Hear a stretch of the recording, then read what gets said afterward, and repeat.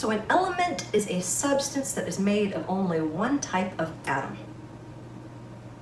So the element carbon is only made of carbon atoms. The element oxygen is only made of oxygen atoms.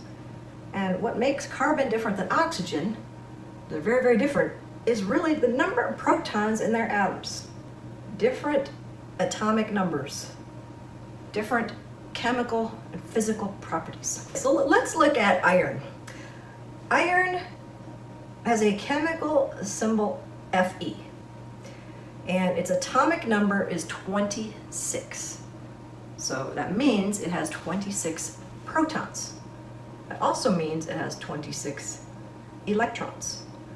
And if we know the mass number, we take the mass number minus the atomic number, and that's going to give us the number of neutrons. But I want to just look at the valence electrons. So we're going to draw a Bohr model of a iron atom. So in the periodic table, if we were to find iron, it doesn't start with an I. You would be looking at iodine. Iron, ferrous, I mean iron. So Fe, that's the chemical symbol for iron. Atomic number, 26. That means it has 26 protons. It also has 26 electrons, since positives equal negatives in a neutral atom. Atomic mass is 55.8 atomic mass units. So we're going to round that to 56. So we're going to the nearest whole number. 56 minus 26 is 30. That means it has 30 neutrons. So before we start making the Bohr model, the atom, we're going to write down the 26 protons, 26 electrons, 30 neutrons. So now, protons and the neutrons go in the nucleus. So I'm just going to write those numbers in the nucleus here. So it's 26 protons, 30 neutrons. This is the element iron. I want to make sure I have included the symbol. Now I am going to show the electrons. So I'm going to draw the energy levels. So here I have 4 energy levels. As you go outward, the energy increases. Now the energy levels are divided up into sublevels. So if we looked at this first energy level, it is made up of a sublevel. Oops. Let's take this. And that sublevel is called 1s. So 1 because it's the first energy level, s because it's like a sphere shape. So think of a sphere, okay? The nucleus is in the middle, and the outside of the balloon indicates the pathway the electrons are traveling upon. This could represent then 1s sublevel. And when we write it out, we write 1s, and then the exponent maximum number of electrons it can hold. If we look at the second energy level, this is made up of 2 sublevels. So if you notice, each energy level is made up of the same number of sublevels as energy level. So if it's energy level number 1, it has 1 sublevel. If it's energy level 2, it has 2 sublevels. If it's energy level number 3, it has 3 sublevels. If it's energy level 4, it has 4 sublevels, and so forth. Okay, so now we're looking at energy level 2, has 2 sublevels. An s sublevel, remember, is the sphere. Electrons travel along kind of a spherical shape. So it's called 2s to the 2, because it's maximum number of electrons. Okay, so 2s. 2 because it's the second energy level, s because it's the spherical sublevel. Next, it has a different type of sublevel, and that is called p, and it's shaped like a dumbbell. So it kind of looks like this. So if we looked at 2 balloons, we're looking at the outside of the balloon. So the electron, so in the middle we'd have the nucleus, right? But these outside of the balloons indicate the pathway upon which the electrons travel. So this is one type of p sublevel. You have two electrons on this thing. One electron at one end and one electron at the other. The p sublevel can hold 6 electrons. This is called an orbital, and there's 3 of these in the p sublevel. Atoms are 3-dimensional. We also have another dumbbell-shaped p orbital. But remember, we're looking at atoms that are 3-dimensional. So right now we could have one electron here, one electron down here, one electron here, one electron here. But since it's 3-dimensional, we also have a diagonal. So here, it looks something like this. So we have p orbital here, so an electron here, one up here, electron here, and then one here and one here. Okay, so this is an example of what the p sublevel looks like. It's really made of 3 orbitals.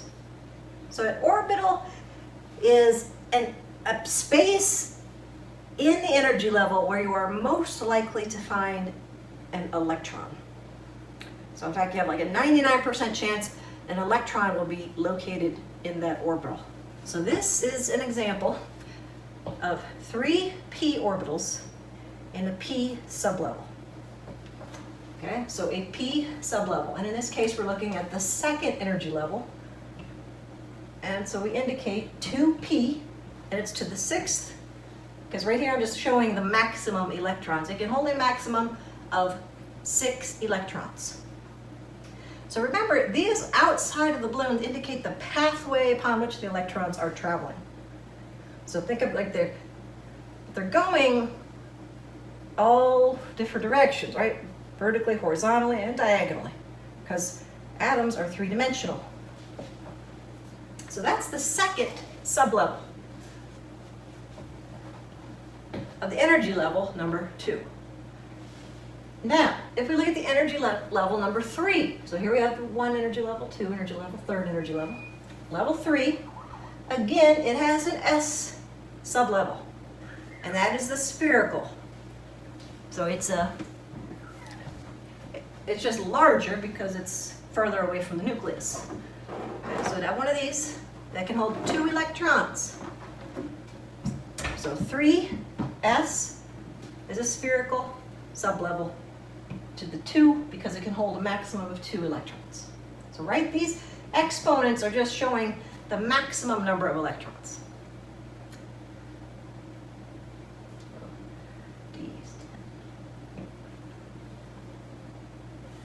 Okay, so now if we look at the 3rd p sublevel, and this was the 2p example, so it'd be just a larger version of this that would go around this 2p sublevel. The next level then is, so remember, energy level 3 has to have 3 sublevels because each energy level has the same number of sublevels as it is energy level. So energy level 3 has to have 3 sublevels, and they are S, P, and now D. And the D sublevel can hold 10 electrons. So it would look like a larger version of the P, but you would have 2 more orbitals.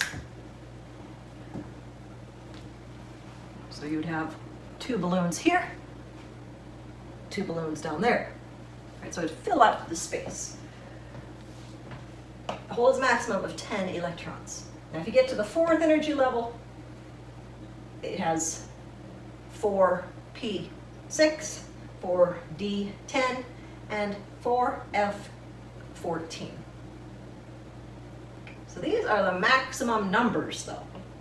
It can be held in each of these sublevels in the energy levels. So this can be a little confusing because also they are filled up. Energy levels are also filled up from the inside out. Just like when we talked about going on a roller coaster ride. Everybody is waiting in the middle of the ride to get on, but the first row fills up first, second row fills up second, third row third, fourth row fourth. Generally. All right, but we're going to see it doesn't work that way always. Sometimes people cut the line, or they want to go into the last seat. You know, they don't follow the rules. Okay, so the order in which we fill up these sublevels. We got 1s is filled up first. So that's the first, since remember the first energy level only has one sublevel, and it's 1s. So that's this. So that's going to be filled up first. Maximum 2. So if you have an atom like helium, it has 2 electrons, you'd fill up that first energy level. Okay. The next level is 2s. So that's going to be the next spherical sublevel, but we're in energy level 2. The third one that we're going to fill up is the 2p sublevel. Okay? So 1 energy level and 2 energy level. That's the order goes always. One first, then 2. Next, now we get to the third energy level. 3s. So again, s will always come before, will always be the first one you fill up in each energy level.